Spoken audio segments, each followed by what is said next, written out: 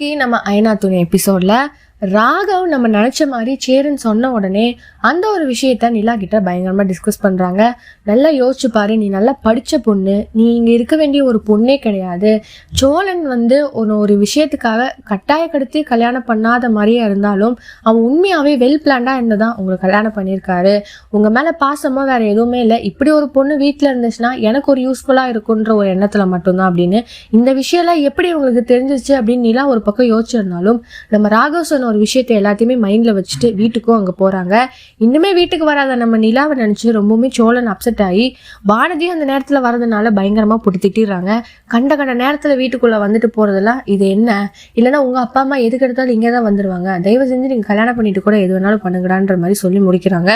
So இனி finally நிலாவும் வீட்டுக்கு வந்ததுக்கு அப்புறம் தான் நம்ம சோழனுக்கு என்ன பேசுறது என்ன பண்ணுன்னு தெரியாம பயங்கரமா அங்கேயே கத்திடுறாங்க. இனி நிலா எந்த வகையான ஒரு டிசிஷன் எடுக்க போறாங்கன்னு நம்ம பொறுத்திருந்து பார்க்கலாம்.